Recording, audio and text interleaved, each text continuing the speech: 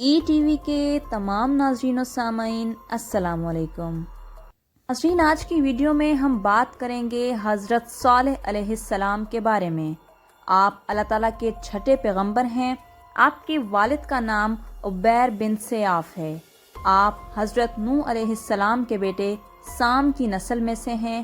آپ کا سلسلہ نسب کچھ یوں ہے: صالح بن عبیر بن سیاف بن ماشیح بن عبید بن خازر بن سمود بن ارم بن سام اور بن نوح علیہ السلام۔ ناظرین محترم، حضرت صالح علیہ السلام کو قوم سمود کی رہنمائی کے لیے بھیجا گیا۔ آپ کا زمانہ حضرت ہود علیہ السلام کے بعد کا ہے۔ امام ثعلبی رحمۃ اللہ علیہ کے نزدیک قوم سمود کا نسب نامہ کچھ یوں ہے: سمود بن عاد بن اوز بن ارم بن سام بن نوح علیہ السلام۔ ناظرین، آج سے کم 4000 سال پہلے حجاز مقدس اور تبوک کے درمیان ہجر نامی جگہ میں ایک قوم سمود آباد تھی۔ یہ جگہ آج کل مدائن صالح کے نام سے مشہور ہے۔ یہ ایک پہاڑی علاقہ ہے۔ اس قوم نے بہت ترقی کی اور ان کی ترقی کی وجہ یہ تھی کہ یہ لوگ پہاڑوں میں گھر بنا کر رہتے تھے، جس کی وجہ سے دشمن کبھی ان سے جیت نہ پاتے۔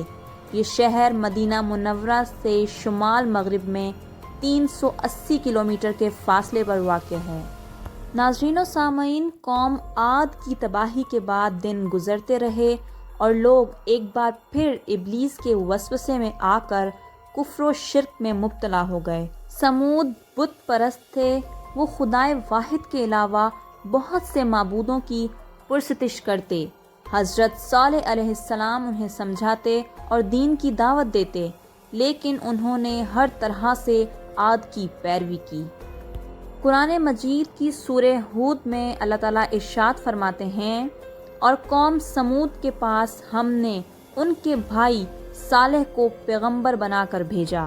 انہوں نے کہا: اے میری قوم، اللہ کی عبادت کرو، اس کے سوا تمہارا کوئی معبود نہیں۔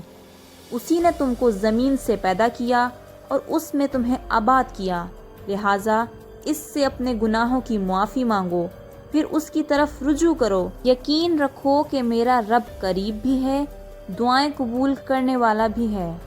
ناظرین، جب حضرت صالح علیہ السلام نے قوم کو یہ عمدہ نصیحت فرمائی تو ان کی قوم کہنے لگی: اے صالح، اس سے پہلے تو تم ہمارے درمیان اس طرح رہے تھے کہ تم سے بڑی امیدیں وابستہ تھیں۔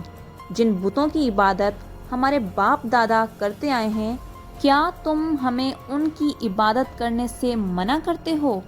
جس بات کی تم ہمیں دعوت دے رہے ہو اس کے بارے میں تو ہمیں ایسا شک ہے جس نے ہمیں اضطراب میں ڈال دیا ہے۔ ناظرین و سامعین، حضرت صالح علیہ السلام نبوت سے پہلے بھی عقل مند اور مہذب تھے، باعزت گھرانے سے تعلق رکھتے تھے۔ اپنے معمولات میں لوگ ان سے مشورے لیتے تھے، لہٰذا انہیں ایک خاص مقام حاصل تھا۔ لیکن جب آپ علیہ السلام نے انہیں ایک اللہ پر ایمان لانے اور اس کے سوا کسی کی عبادت نہ کرنے کی دعوت دی تو انہوں نے آپ کا ساتھ چھوڑ دیا۔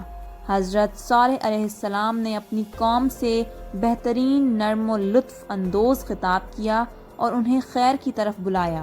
حضرت صالح علیہ السلام نے کہا: اے میری قوم، ذرا مجھے یہ بتاؤ کہ اگر میں اپنے پروردگار کی طرف سے آئی ہوئی ایک روشن ہدایت پر قائم ہوں اور اس نے مجھے خاص اپنے پاس سے ایک رحمت یعنی نبوت عطا فرمائی ہے، پھر بھی اگر میں اس کی نافرمانی کروں تو کون ہے جو مجھے اللہ کی پکڑ سے بچا لے؟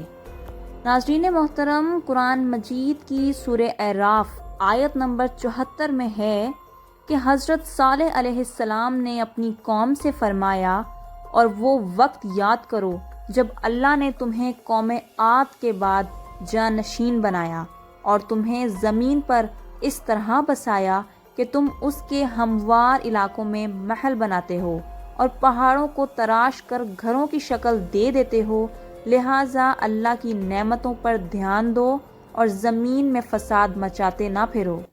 ناظرین محترم، قرآن پاک کی سورۃ الشعراء میں آپ علیہ السلام کے مزید خطاب بھی موجود ہیں۔ ان میں سے کچھ ہم آپ کی سماعتوں کی نظر کرتے ہیں۔ حضرت صالح علیہ السلام نے اپنی قوم سے فرمایا، کیا تمہیں اطمینان کے ساتھ ان ساری نعمتوں میں ہمیشہ رہنے دیا جائے گا جو یہاں موجود ہیں، ان باغوں اور چشموں میں؟ اور کیا پہاڑوں کو بڑے ناز کے ساتھ تراش کر تم ہمیشہ گھر بناتے رہو گے؟ اب اللہ سے ڈرو اور میری بات مانو، اور ان حد سے گزرے ہوئے لوگوں کا کہنا مت مانو جو زمین میں فساد پھیلاتے ہیں اور اصلاح کا کام نہیں کرتے۔ قوم نے آپ علیہ السلام کو سحر زدہ قرار دیا اور کہا کہ اگر تم سچے ہو تو کوئی نشانی پیش کرو۔ تو اللہ تعالیٰ نے انہیں معجزے کے طور پر ایک عظیم الشان جسم و خلقت والی اونٹنی عطا فرمائی جو ایک پہاڑ سے سب کے سامنے برآمد ہوئی تھی۔ حضرت صالح علیہ السلام نے قوم سے کہا، یہ اللہ کی اونٹنی ہے۔ آپ علیہ السلام نے اپنی قوم سے فرمایا، اے میری قوم، یہ اللہ کی اونٹنی تمہارے لیے ایک نشانی بن کر آئی ہے، لہٰذا اس کو آزاد چھوڑ دو کہ یہ اللہ کی زمین میں کھاتی پھرے اور اس کو برے ارادے سے چھونا بھی نہیں، کہیں ایسا نہ ہو کہ تمہیں ان قریب آنے والا عذاب آ پکڑے۔ جی ہاں ناظرین، یہ اونٹنی معجزہ بھی تھی اور قوم کے لیے ایک آزمائش بھی۔ چنانچہ یہ اونٹنی جب پانی پینے آتی تو اس دن سارے کنویں کا پانی پی جاتی اور لوگ اپنی حاجت دوسرے دن پوری کرتے۔